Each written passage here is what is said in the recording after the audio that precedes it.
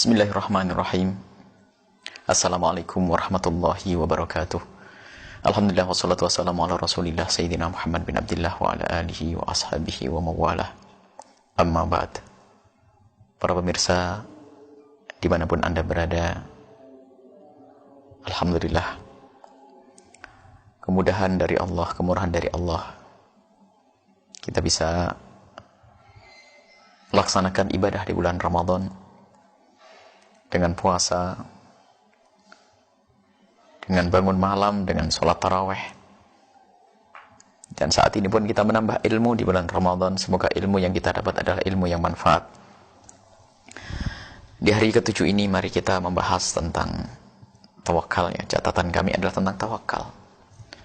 Tawakal itu menyerahkan diri kepada Allah Subhanahu wa ta'ala, sehingga hilanglah keluh kesah, hilang ketidakpuasan kepada apa yang Allah berikan kepada kita. Dan dengan bertawakal, kita semakin nyaman. Was-was hilang. Karena kita serahkan kepada siapa? Kita menyerahkan urusan kita kepada Zat yang Maha Kuasa. Tapi ingat, kaidah tawakal itu setelah berusaha. Jangan orang tawakal saja. Tapi usaha harus dibarengi dengan tawakal tersebut. Suatu ketika ada seorang laki-laki datang ke masjidnya Rasulullah sallallahu alaihi wasallam. Dilihat oleh Rasulullah, ontanya dibiarkan begitu saja. Lalu Nabi bertanya, kenapa tidak kau ikat itu onta? Ia menjawab dengan bahasa tawakal, ya Rasulullah, kami tawakal. Kalau sudah Allah jaga, enggak bakal hilang. Ditegur oleh Rasulullah, iqil fatawakkal. Ikat dulu, baru bertawakal. Begitu juga dalam segala usaha kita.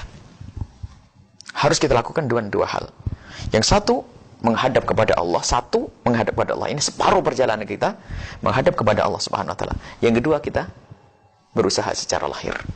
Menuntut ilmu pun demikian. Nggak ada orang saya puasa pengen bisa menghafal Al-Quran langsung dengan puasa. Nggak ada itu semuanya. Harus usaha lahir, memohon kepada Allah, berpuasa, beribadah, dan seterusnya, sambil berusaha menghafal dan menghafal. Urusan rezeki pun demikian.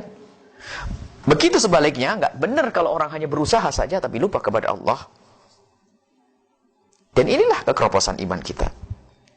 Sering kita melakukan satu pekerjaan mengandalkan akal dan kekuatan kita, lalu lupa kepada Allah. Kita bekerja mengandalkan kecerdasan kita dalam hitung-hitungan ekonomi. Lupa di sana ada Allah. Lupa bahwasanya kita punya Tuhan Allah yang bisa memudahkan segala urusan sekaligus mempersulit segala urusan.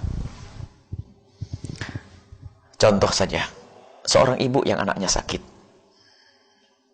Ia akan pergi ke rumah sakit dengan segera, karena dia cinta kepada anaknya. Tidak ingin anaknya terus berlarut-larut dan merasa sakit, sehingga pergi ke dokter. Dan itu pekerjaan cerdas. Jangan dibiarkan begitu saja sakit, akan tapi diobati. Akan tapi kita ingin tahu siapa di antara ibu-ibu sebelum membawa anaknya pergi ke rumah sakit, lalu melakukan sholat, mengambil air wudhu, melakukan sholat 2 rakaat, namanya sholat hajat, semoga hajatnya dikabul, yaitu hajatnya demi kesembuhan sang anak. Siapa? Yang ada adalah kita sering lupa kepada Allah. Yang kita ingin adalah dokter spesialis yang bisa mengobati anak saya. Padahal semuanya juga dari Allah. Artinya tinggal kita tambah ingat kepada Allah. Ini tawakal, kita serahkan kepada Allah Subhanahu wa ta'ala. Jadi ada kutub ekstrim. Berusaha tanpa menyerahkan kepada Allah. Menyerahkan kepada Allah tanpa usaha. Tidak benar. Sama orang bekerja. Hendaknya jangan Anda melakukan satu pekerjaan, kecuali Anda sudah memulai dengan usaha, lalu Anda serahkan kepada Allah Subhanahu wa ta'ala. Termasuk Ustaz. Imam Nawawi mengingatkan, hai Ustaz, Anda mengajak umat berceramah, akan tapi sudahkah tadi malam berserahkan urusan ini kepada Allah? Atau hanya kita mengandalkan kecerdasan atau kalau kefasihan lidah, sehingga yang dipikirkan adalah hanya bagaimana aku menyusun materi yang bagus sehingga orang nanti mengagumiku. Selesai sampai di situ. Naudzubillah.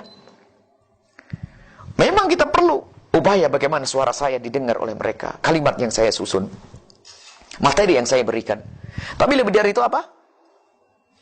Menyerahkan kepada Allah. Sehingga Imam Nawawi mengatakan, sebelum engkau mengajar umat, santri, maka ketahuilah, jangan kau tinggalkan sholat 2 rakaat.